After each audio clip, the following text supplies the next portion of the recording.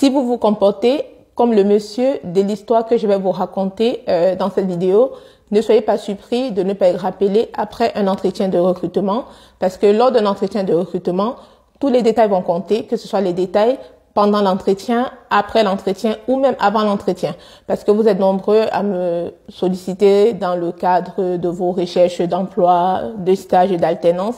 Donc, je ne peux que vous donner des conseils. Donc, je vous laisse écouter cette histoire. C'est une histoire vécue par moi-même, parce que j'ai décidé de partager ces anecdotes, ces histoires que j'ai vécues et surtout vous présenter la leçon à tirer de ces histoires-là. Donc, moi, il y a plusieurs années, lorsque je recherchais mon stage pour valider ma licence pro en gestion des ressources humaines, donc c'était un stage en ressources humaines, donc je l'avais trouvé dans le recrutement. Dans le jour où je me rendais à mon entretien, j'étais perdue, je me rappelais plus par rapport à l'adresse. L'immeuble était pas très clair sur le GPS. Donc du coup, j'ai rencontré un monsieur qui se dirigeait vers quelque part. Je lui ai demandé s'il connaît cette adresse-là. Il m'a dit oui. Bon, au final, on s'est rendu compte qu'on partait à la même adresse. Voilà. Et pendant qu'on avançait, il m'a demandé, mais est-ce que vous êtes camerounaise? J'ai dit oui, parce que lui aussi c'était un Camerounais, vu son accent et tout. Ah bon, ok, bon, on était deux Camerounais.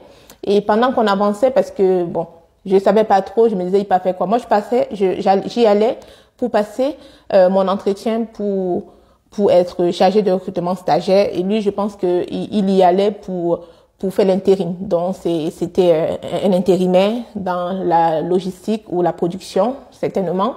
Donc, du coup, pendant qu'on avançait vers l'immeuble et tout, je me rappelle plus l'actualité dominante au Cameroun. Donc, il a commencé à me parler des histoires du pays, blablabla. Bon, moi, il y a des sujets sur lesquels j'aime pas trop me prononcer.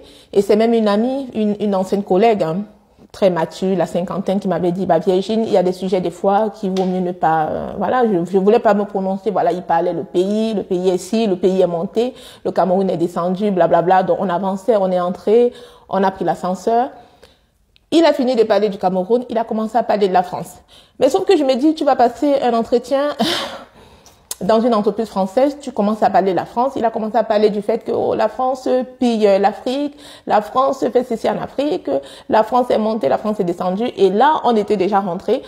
Je m'étais fait annoncer, je me suis présentée. On m'a dit que bon, celle qui était par la suite ma marraine de stage, on appelle ça quoi, marraine de stage, devait me recevoir. Donc j'étais dans la salle d'attente. Et lui aussi, il était dans la salle d'attente par rapport à sa candidature d'intérimaire. Et pendant qu'on était dans la salle d'attente, il continuait toujours à me parler en mal de la France. Franchement, chacun dit ce qu'il veut, voilà. Mais quand même, il y a des endroits où, voilà, il faut faire preuve d'un peu de retenue. Et c'est justement, je reviens à ce que ma collègue me disait. Elle me disait, il y a des sujets où il vaut mieux éviter en public, même sur les réseaux sociaux et tout, il y a des sujets où il vaut mieux ne pas, je sais pas, se prononcer, donner son avis comme ça, dire des choses, parce que il y a des sujets comme sur, par exemple, la couleur de la peau, l'orientation sexuelle, la religion, la politique, le sexisme, les questions hommes-femmes, les trucs des jeunes vieux, voilà, la grossophobie. Il y a des sujets sur lesquels il vaut mieux ne pas se prononcer, surtout en public. Voilà, il vaut mieux avoir un avis neutre. Et je me disais, mais attends, tu me parles on est dans une entreprise française et puis tu me dis des mots comme ça. Voilà, moi j'ai commencé à me décaler parce que moi je faisais la sourde oreille parce que moi je disais j'ai besoin de mon stage en fait. Voilà. Donc, je me disais, mais celui-ci, mais est-ce qu'il sait même où il se trouve? Parce que c'est quelqu'un, il était là, il me semblait normal, bien habillé. Bon, un monsieur vraiment responsable. Je me dis, tu peux pas venir à un entretien et puis tu as des propos aussi virulents. Même si, voilà, quand même sur la France, en fait, même si c'est sur ton propre pays, ça ne fait pas bonne impression, tout simplement. Donc, moi, j'ai décalé et tout. Moi, je l'écoutais plus. Voilà. Bon, j'ai passé mon entretien et puis bon, je sais pas lui, c'est qu'il est devenu.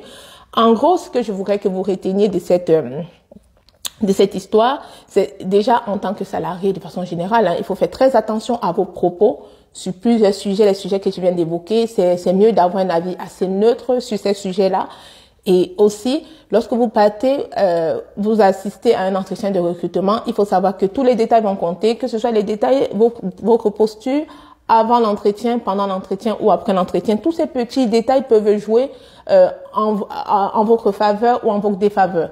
Voilà, parce que à égalité de compétences, on va regarder le petit plus qui fait la différence. Parce que moi, je sais qu'on m'a déjà, on m'a déjà titillé sur ma personnalité lors des entretiens, parce que bon, au niveau des les compétences, on peut l'avoir à travers les formations, parce que les compétences, on va vous dire, on veut tel diplôme, on veut tel nombre d'expériences, on veut la maîtrise de tel logiciel, etc.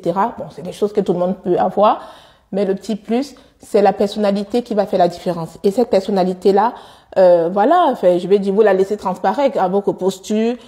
Même moi, pour avoir été chargée de recrutement, il y a des candidats où tout de suite, tu essaies de lire la personne, donc essayez vraiment de renvoyer une image positive, hein, même s'il faut rester vous-même, mais votre mauvais côté là, il faut un peu le garder, surtout si vous voulez avancer, hein. Vous voulez trouver un travail, vous voulez avancer dans votre vie professionnelle, tout simplement, il faut rester dans le cadre, tout simplement, voilà. Donc, j'ai tenu à partager ce conseil-là avec vous, et j'en partagerai d'autres sur des histoires vécues, voilà, pour qu'on en tire tous la leçon, hein, voilà, pour vous permettre d'avancer de façon avisée, dans vos démarches administratives tout simplement. Donc, je vous dis à très bientôt sur Joyce RH. N'hésitez pas à vous abonner et à partager les vidéos. Ciao!